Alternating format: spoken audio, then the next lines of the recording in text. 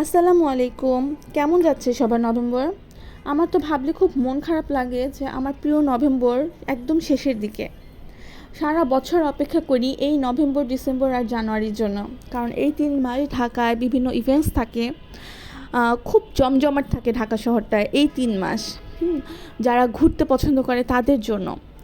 আর এটা তো আছে, তাছাড়া নভেম্বরটা তো আমার মাস। নভেম্বর হচ্ছে আমার কলিজার ভেতরের মাস, কারণ এই মাসে আমার জন্মদিন, আমার প্রিয় লেখকের জন্মদিন, আমার প্রিয় নায়কের জন্মদিন। আর সবচেয়ে ইম্পর্টেন্ট, এই নভেম্বরেই আমার প্রিয় মানুষের সাথে আমার প্রথম দেখা হয়েছিল। তো বুঝাই যাচ্ছে কত বেশি ইম্পর্ট্যান্ট নভেম্বর আমার জন্য। এই জন্য আমি বলি নভেম্বর আমার মাস, এবং সারা বছরের মধ্যে এই নভেম্বর হচ্ছে উইন মান্থ। তো অন্যান্য বছরের চেয়ে এই নভেম্বরটা একটু আলাদা যাচ্ছে আমার ছোট বেবিটার জন্য। যদিও মাসাল্লাহ আমার দুইটা বেবি এত বেশি সাপোর্টিভ এবং ঠান্ডা, মাসাল্লাহ সবাই, ওদের যারা দেখে তারা সবাই বলে।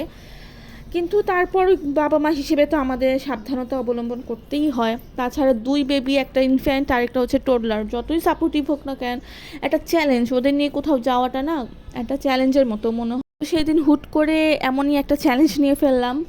দুপুরে হঠাৎ মনে হলো যে এক জায়গায় যাওয়া যায়। তো হঠাৎ প্ল্যান, এবং আমি বললাম মাশাল্লাহ আমার বেবিরা অনেক সাপোর্টিভ।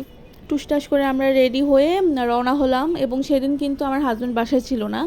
এই প্রথম আমি আমার দুই বেবি নিয়ে একা কোথাও যাওয়ার সাহস করছি। যেখানে যাচ্ছি আমার বাসার খুবই কাছে, তারপরও সিএনজি মানে গাড়ি নিয়েছি, কারণ বেবি নিয়ে এত বিজি রোডে তো রিক্সায় আমি উঠবো না, আমার এত সাহস নেই। আমি অনেক সাহসী, তবে দুইবার আমার ঠিক এই এই রোডেই আমার অ্যাক্সিডেন্ট হয়েছে। সো কোনোভাবেই আমি গাড়ি মানে এইসব রাস্তায় সাহস আনতে পারি না। আমি নিজে একাও কখনো এই রাস্তায় রিক্সায় উঠি না। তো আমার আশেপাশের প্রতিবেশীরাও খুব সাপোর্টিভ, তারাই আমাকে গাড়ি ডেকে দিল। তারাই আমাকে আমার বেবিকে উঠিয়ে দিয়েছে গাড়িতে। আমি জাস্ট যাব, এবং খুব আরাম। যেখানে যাচ্ছি ওরাও নিচে এসে দাঁড়িয়ে আছে, আমার বেবিকে উঠাবে, আমি জাস্ট যে আড্ডা দিব, হ্যাঁ এরকম আর কি। তো আসলে আমিও না এরকম কমফোর্ট জোন না হলে কোথাও কারো বাসায় যাই না। আমি কারো বাসায় যেতে আমার খুব অ্যালার্জি অনেক আগে থেকে।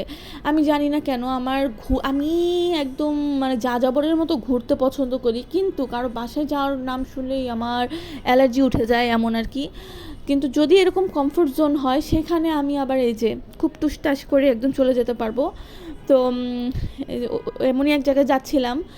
আর যেই রাস্তা দিয়ে যাচ্ছি এটা হচ্ছে একদম আমার পাড়ার রাস্তা, হ্যাঁ। মানে বলে না যেখানে বাঘের ভয় সেখানেই রাত হয়। তো আমার যেইভাবে ভয় পাই আমি বড় গাড়ি, বড় রাস্তা, সেই জায়গায় এটাই আমার মানে রেগুলার চলাচল। আমরা একটা কাঁচামরিচ কিনতে গেলেও আমাদের এই রাস্তায় বের হতে হয়। তো এই চ্যালেঞ্জিং জার্নির মধ্যেও আমি কিছুটা ভিডিও ক্লিপস নিলাম, কয়েকটা সেলফি তুললাম আমার বেবিদের সাথে। এটা আমার পুরনো শখ।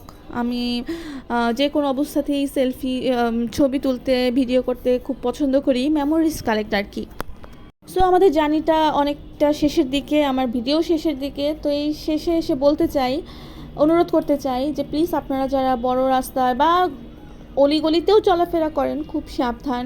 খুব বেশি অ্যাক্সিডেন্ট হচ্ছে, এবং যারা গাড়ি চালান তাদের তো আরও বেশি করে সাবধান থাকতে বলবো, যে আপনাদের একটা ভুলের জন্য এক বা একাধিক মানুষের প্রাণ চলে যায় বা কেউ পঙ্গু হয়ে যায়।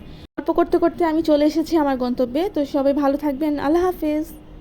ও হ্যাঁ, আর বেশি করে এনজয় করবেন এই